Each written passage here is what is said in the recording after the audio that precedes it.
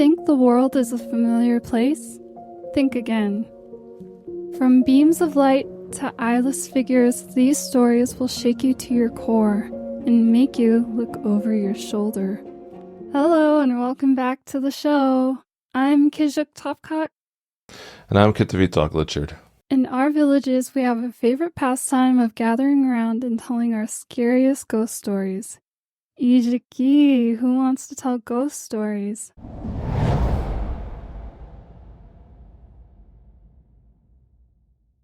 If you already don't know, Isigaq means scary in our native language. Today we'll be talking about different paranormal stories from around our region, which is the Nome Teller Highway in Teller, and also up the river around the highway area, not too far from there.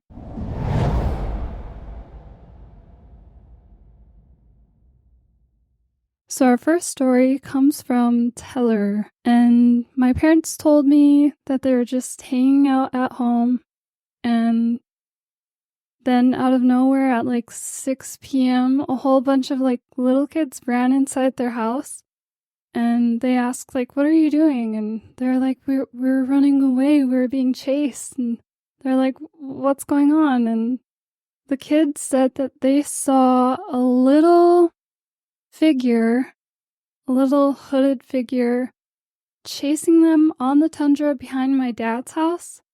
And they said that when they looked in the creature's eyes, it had fire in its eyes.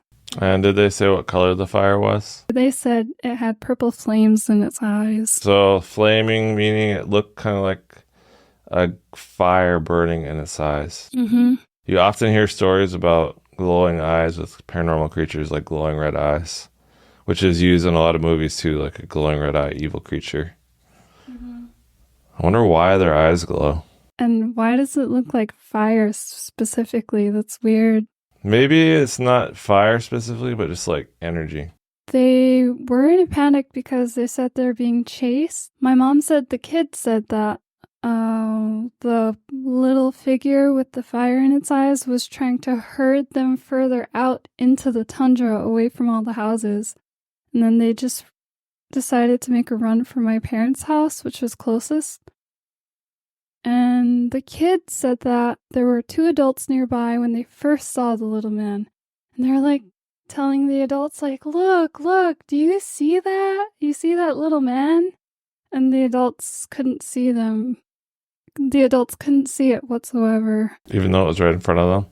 It was not too far away from them. I've heard that in multiple stories too, where some people could see it, but then other people can't, which makes me wonder, is it something like clairvoyance, or is it some type of trickery where they can trick somebody and only let certain people see them and make other people not be able to notice them or something?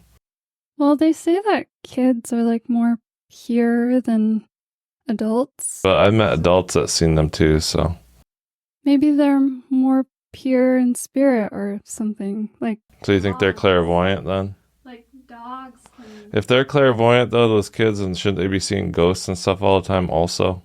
I think it's like a degree, like how how I couldn't really hear things would talk to me, but I can't really hear what they're saying. So I had to like open my mind up more. Yeah, but why would, if the kids are gifted, why would they only see it at that time and not all the time be seeing spirits and stuff? Because when you're gifted, you're always seeing stuff like that. It's not just like once in a blue moon. And plus, why would all three kids have the clairvoyant gift if they never displayed anything like that before? I watched a video about a Bigfoot where an elder was talking about how they make it so people can't see them. They'll trick your brain into thinking that there's something else like a tree, or into not noticing them. But if you train your brain to, if you meditate and you learn how to not get tricked, then you could see them. But otherwise you can't see them. You'll look right at them and you'll think it's a tree. So is it possible that the little person wanted them to see it, but didn't want the other people to see it? So it was playing the trickery or the mind, like a Jedi mind trick on the adults, but not the kid. It seemed like it was trying to herd the kids out into the tundra so it can take them away. Maybe it was revealing itself to them only and not the adults. Like, it didn't want the adults. It didn't give a crap about the adults. That's what I'm saying. Maybe it selectively chose who was allowed to see it through some type of like Jedi mind trick or something type of thing where only the people that it wants to trick will be tricked, and the people that is like wants to see them, it'll see them. So how many times are they in our towns and walking around and no one can see them because they don't want anybody to see them? Because it doesn't make sense for it to be selective. It makes sense like if they're interdimensional beings and they're disappearing and reappearing, for it to be, oh, they're going to another dimension. But then for certain people to see it while others can't, makes it seem more like some kind of trickery on people's brains or on their perception. Maybe they aren't interdimensional beings at all. Maybe they never have disappeared. They just make people think they did. I see. Maybe the whole assumption that they're going to a different spirit realm or something is wrong, and they're actually just able to make it so people can't see them through some kind of shamanic trick that makes people not be able to notice them. But then you'd think if you can't notice them, would that trickery work on a camera? It shouldn't, right? Are they actually disappearing? There's a lot to be discovered yet. I wonder what the actual mechanism is and how it works. I have no idea, because I guess another time in that same house, my parents' house, it must have revealed itself to my sisters, because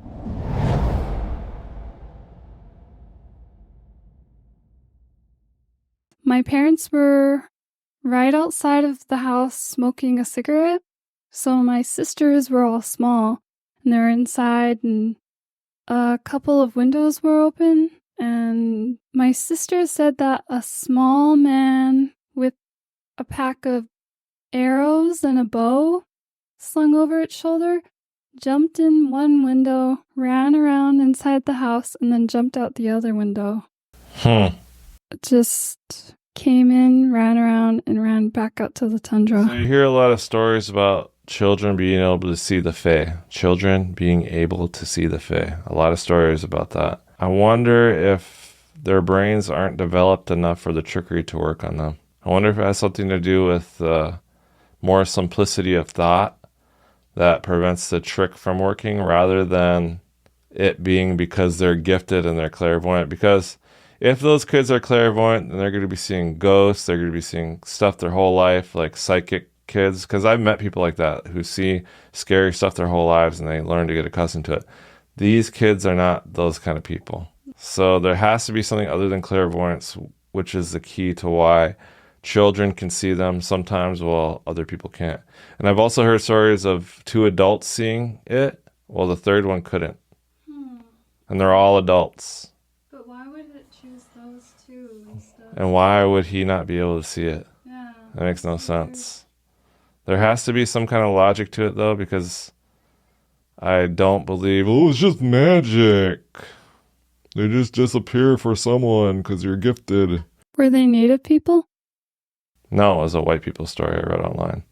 They're talking about leprechauns. 2 of them could see it in the living room. The third one couldn't see it at all. And they're saying it was right there, and they're freaking out, and the third person couldn't see it. I was going to say maybe they're related to shamans if they're native, but... I mean, any race could have gifts. It's not a native-only trait. I know. We're all humans, so... It's just more common with us because we actually practice shamanism. A lot later on than the Caucasian people, because the Caucasian people were like colonized and everything while we were still practicing our beliefs.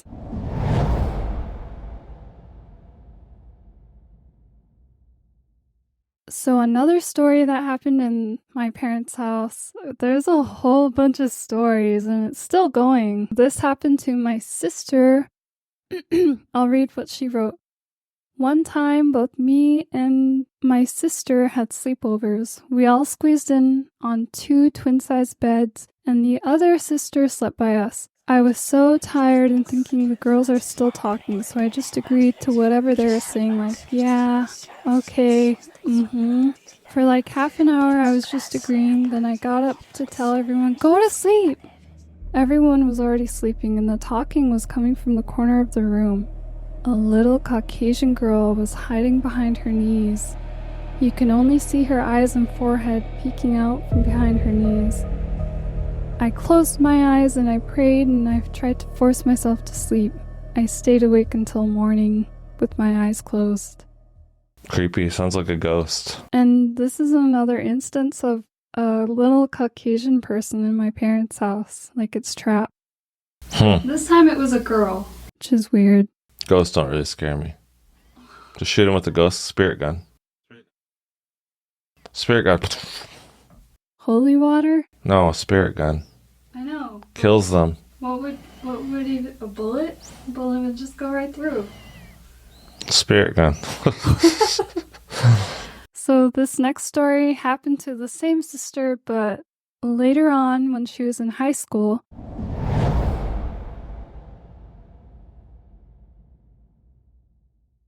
The kids in the village would like get together outside and play hide and seek between the houses and everything and tell her. When my sister was hiding, she said she looked at the corner of somebody's house and she saw a really tall black shadow of a person. She said it was like inhumanly tall, and it was rare to have anybody else taller than a local guy who was only like 6 foot. So he's the tallest guy in the village, or 6'4", and there's nobody else taller than him in the village. And this black shadow was like 10 feet tall, and it was a black shadow outside. Didn't you tell me that your brother saw that tall black shadow person too? Like they're saying going from new sight, a tall, skinny black creature. I've heard them talk about that. I don't remember that. They told me that they saw a tall shadow creature, or they weren't sure it was a shadow because it was dark, but they said it was really tall and black. And then in Gamble, I remember they wrote a story, some people from there, they were chased by like a 10-foot tall, slender, shadowy creature, and they were going in reverse at full speed for like 2 miles before they finally got away from it. Dang. With the headlights blasting it the whole time. And it was still black? It was chasing them. It was pitch black with red eyes. Weird. And I think that this creature has been talked about in Native folklore. The Native people know about it, but I'd have to delve deeper to figure out what they'd call it, because it's kind of hard to... I just know that multiple people have seen that tall, shadowy person in Alaska, in the Teller area at least. And knowing that creatures like that exist makes me understand why the stories, the fake stories of Slender Man, started to get believed, because people were seeing, before Slender Man became popular, a tall, shadowy, skinny figure like that. It's a creature that actually exists, that people have been seeing for a long time. It's just not very well known. And when Slender Man became popular, people started attributing something like that to Slender Man. Maybe you should come up with a name for it, so then everyone could actually know what they're looking at.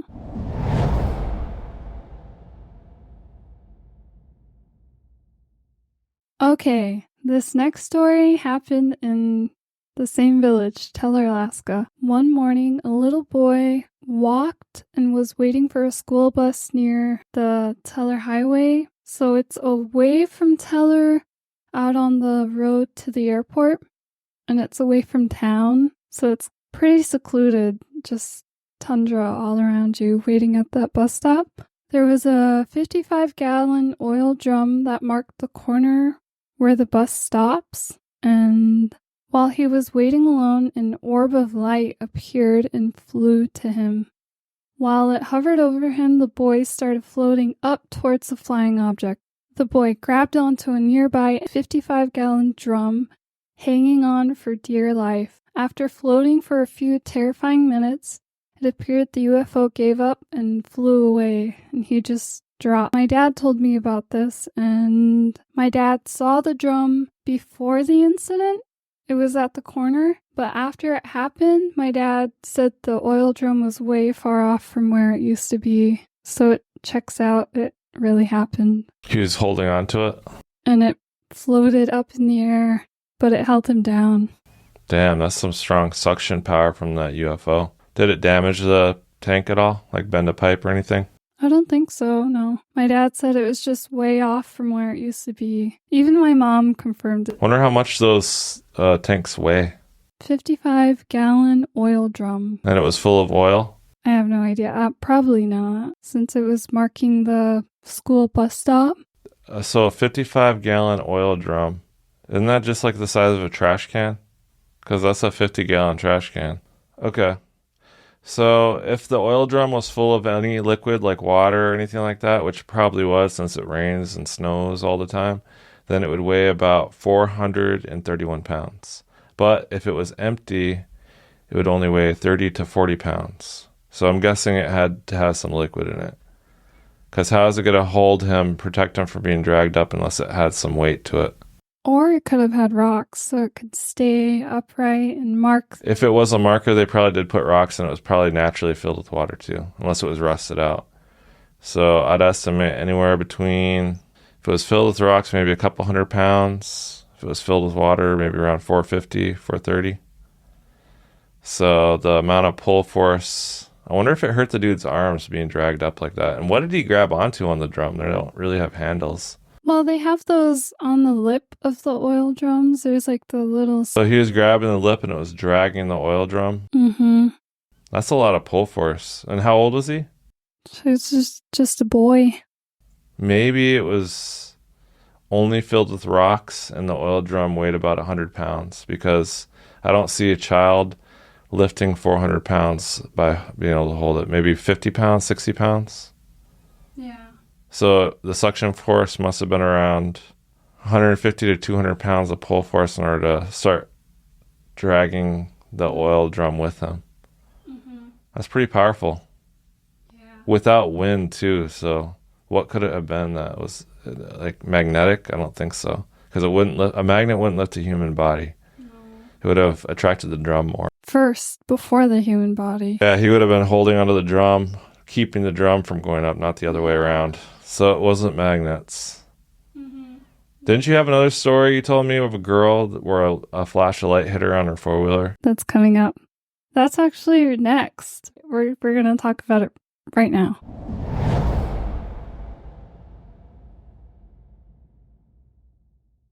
I found out through a coworker of mine when I lived in a village. She told me about her granddaughter who had a very strange event happen to her. The granddaughter was about 14 years old and she was outside of a house laying on her back on an ATV, you know, like how you can lay down on an ATV. She was waiting for somebody in the house, and as she was waiting, she decided to go on her phone. The next thing she knew, there was a beam of light that was shining on her. And it knocked her arms to her sides and she was stuck looking up at the light. She couldn't really move. She was frozen. Later, she was telling her cousin about it on the phone when the cousin said that she saw the same beam of light at the same time, but she was 6 miles away in another village. Damn. So it actually happened. It wasn't an episode she was having. It was that beam of light was seen. Did she describe what it felt like? She said her palms were open, her arms were to her side. She's looking up at it and she could hardly breathe. She's Did she say what it felt like a feeling or emotion, anything? No, she said all she could do was go Huh. It almost suspended her breathing. What could cause that? Shock? I doubt it. Why would a beam of light, someone shines a light on me and I go, oh. Beam of light isn't very shocking. There had to be something to the beam, something in it, some kind of power in it or some kind of ability.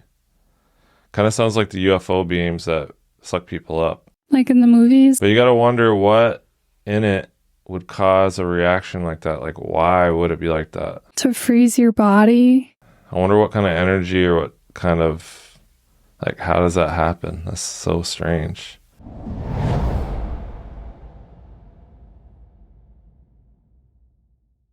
So in this next story, we're going to talk about a rule that we have here, or that I've heard of growing up, and I've always been told this.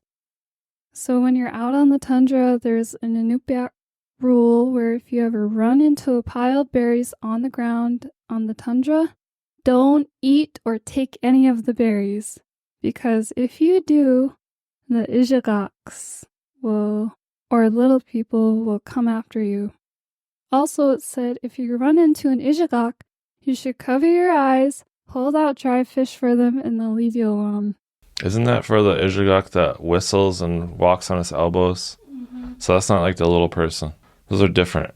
Yeah. Those are different. Those aren't little people. That legend, I've heard, actually started more northwest from here, and it was said that something tragic happened to a grandmother and her grandson, or their hands were gone, their legs below the knees were gone, so the only way they could survive was crawling like that, and they got really fast and they got really good at it.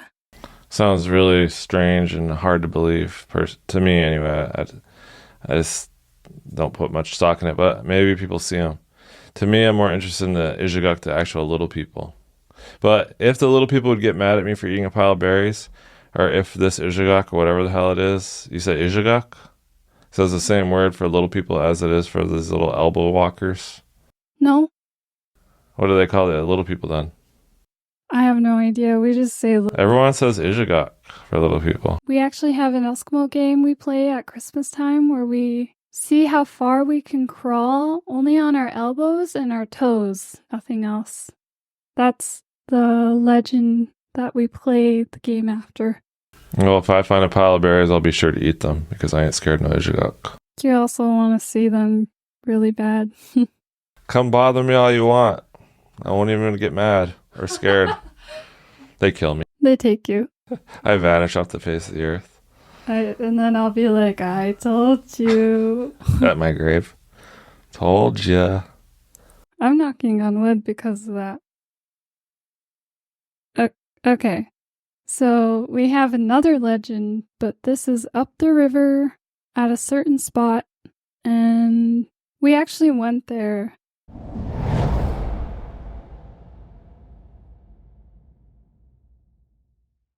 There's a place up the river from Teller where there's a rock that is black with orange and white markings on it, and we call it Devil's Door because legend says a man from a village went to the rock and was trapped in the earth with no way to get out. The people that were with him could hear him but couldn't find him. He was trapped behind that rock in the earth. And how long ago was this? This was before I was even born. I mean, how many years approximately? Is this like from the 70s, 60s, 40s, 30s, 20s? I have no idea. It's just a legend now. Okay, so it could be like 100 years old. They're boating, so when there were actual... I mean, they had boats for thousands of years. No, metal boats, not skin boats. Oh, like a outboard motor? Yeah. Okay. So it's not that old, not 100 years old. Huh, I wonder who the missing person was. Wouldn't there be a report if it was within the era of westernization? A police report of a missing person? Yeah, but sometimes there's nothing that they can do. I know, but there should be reports. I mean, it's not like that many people go missing in the last 100 years. Like, there's quite a few, but not like that. It wouldn't be hard to go through it. I didn't actually look for any reports or anything. I wouldn't even know how to do that. Do you know how to? Have you ever done that? Probably just ask the cops or something. I don't know. Ask George. He knows how. I went to that rock and it was just a flat rock with some lichen on it. Some green, or no. It had a bunch of orange lichen. It was black and I touched it. It was solid. There was no entrance. So I'm guessing either some kind of portal opened or I've heard of stories of little people going into rocks, and then when people went up to it, it was just a normal rock. To me, I've always thought that somebody spray painted it black and then put the orange and white spray paint on top, because that's what it looks like, but it's actually naturally occurring like that. That's lichen. It's orange lichen. I see it on other rocks too. There's a large patch of it on that one. For it to be naturally occurring like that, that's kind of weird, but it's not the weirdest thing to happen though.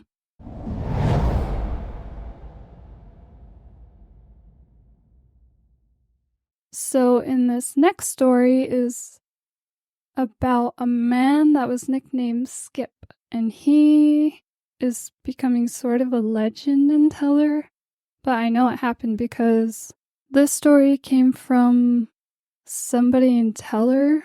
I'll read what they have here. There once was an old man named Skip who lived in the village where I grew up. He had a limp in his stride, which is why they called him that nickname. He also used to walk back and forth from Teller to Nome and back a lot. I'll admit, being a kid, us kids used to tease Skip about his limp. One day, Skip passed away.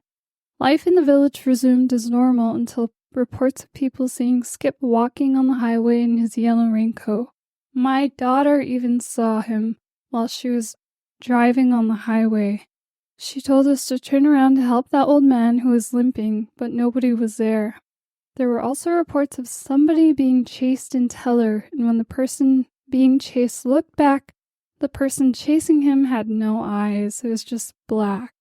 Another story I've heard was a little boy sitting in the passenger seat while his mom was driving to New Site. There's the Teller town, and then 2 miles away from Teller town is Teller New Site. They're driving from town to New Site in Teller, and the little boy exclaimed about seeing a figure chasing the car in the rearview mirror, which, you guessed it, had no eyes. The little boy was like, look, there's that man, he's chasing us, and he has no eyes. Like, he was really excited. And the mom was like, what? No, you don't. And she just kept driving. She drove a little faster. So what's the deal with eyes? Like from glowing eyes to no eyes? And how could you chase someone if you have no eyes? I mean, at that point, you're kind of talking about ghosts and stuff, so I think logic kind of flies out the window. Yeah. Because it's physics from another reality or something. We don't really understand how it works. And why would people still be seeing Skip out on the highway? Why? I don't know. I don't know what causes hauntings, or if hauntings are even really a thing, or if it's some kind of time distortion, or... Anyway, that sounds like just like a ghost. Like, when I say ghosts and when I say hauntings, I'm kind of like, I can't really explain what caused that. It's beyond even any theory I can come up with. So it's kind of like just saying God did it, or magic. It's a ghost. It seems like the spirit of someone who died just being seen somehow, which I also don't understand. Makes sense.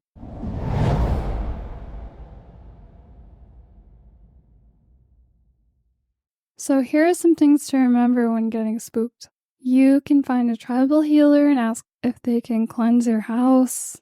Or you can find smudge sticks to smudge your house of entities. You can find these from native sellers. They're really amazing. Now it's time for a laugh break from the spooky vibes.